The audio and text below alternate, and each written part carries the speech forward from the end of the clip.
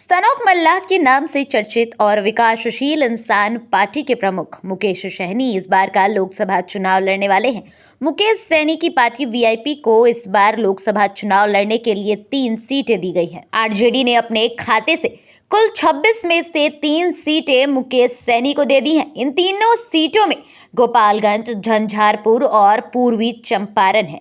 वहीं 2019 में भी 3 सीटें मुकेश सहनी को दी गई थी और इस बार 2024 के लोकसभा चुनाव में भी 3 सीटें उनके खाते में आई हैं। अब सवाल यह उठता है कि मुकेश सहनी को जो 3 सीटें मिली हैं उसमें से आरजेडी सुप्रीमो लालू प्रसाद यादव की झोली में वे कितना वापस कर पाएंगे, कितनी सीटों पे वे जीत दर्ज कर पाएंगे।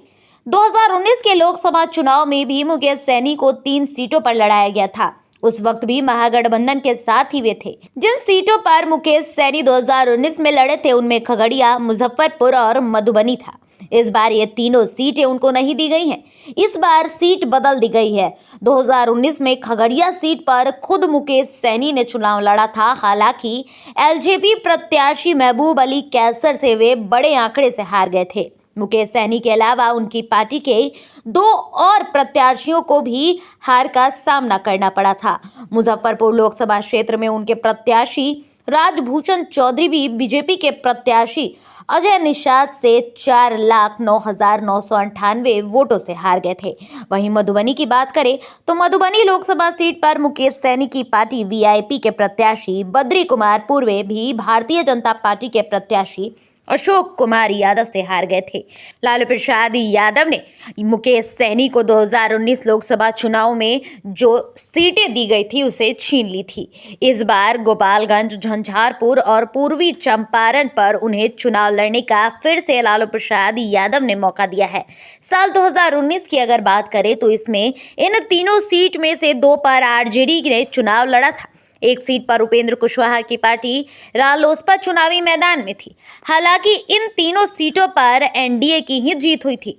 मुकेश सहनी को जो 3 सीटें इस बार मिली है वहां का जातीय समीकरण क्या है, इसको भी जान लेना बेहद जरूरी है।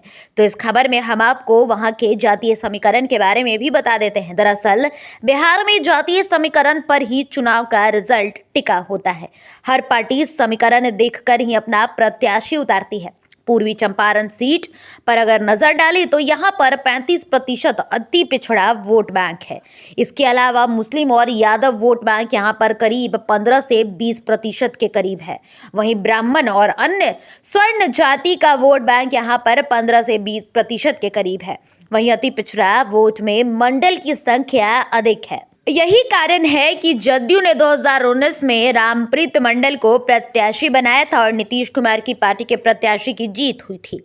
इस बार अगर अति पिछड़ा वोट का साथ मुकेश सहनी को मिल जाता है तो एमवाई यानी कि मुस्लिम और यादव समीकरण को जोड़ दिया जाए तो वीआईपी के प्रत्याशी की जीत हो सकती है। अब दूसरे सीट की बात करते हैं। झंझारपुर ये दूसरा सीट है जो इस बार राजद कोटे से मुकेश सहनी को दी गई है। झंझारपुर लोकसभा क्षेत्र में अति पिछड़ा के अलावा ब्राह्मण की संख्या अच्छी है, लेकिन यहाँ मुस्लिम और यादव का भी वर्चस्व रहा है। गोपालगंज लोकसभा क्षेत्र सुरक्षित सीट है। यहाँ अति पिछड़ा और दलित की वोट संख्या ज्यादा है। खासकर सहनी समाज की कई उपजातियां यहाँ पर देखने को मिलती हैं। उनका भी वोट बैंक यहाँ पर काफी बेहतर है। बता दें कि गोपालगंज सीट पर मुस्लिम और यादव निर्णायक वोटर हमेशा से रहे हैं। स्वर्ण वोटर भी खेल पलटने में अच्छी भूमिका निभाते हैं। ऐसे में अगर दलित वोट बैंक में सेंधमारी नहीं हुई तो मुकेश सहनी के लिए जीत सुनिश्चित हो सकती है। वहीं गोपालगंज सीट की अगर बात करें तो यहाँ पर लोकसभा क्षेत्र का सीट सुरक्षित है। ऐसे में अब ये देखना काफी दिलचस्प होने वाला है कि मुकेश सहनी पर एक बार फिर से लालू प्रसाद यादव और आरजेडी ने जो भरोसा जताया है उनको अपने खेमे से 3 सीटें दी हैं और मुकेश सहनी के पाले में इस बार झंझारपुर, गोपालगंज और पूर्वी चंपारण सीट आई है। तो क्या ये मौका मुकेश सहनी का किस्मत चमका सकती है और लालू प्रसाद यादव को इस बार मुकेश सहनी से कितना फायदा हो सकता है?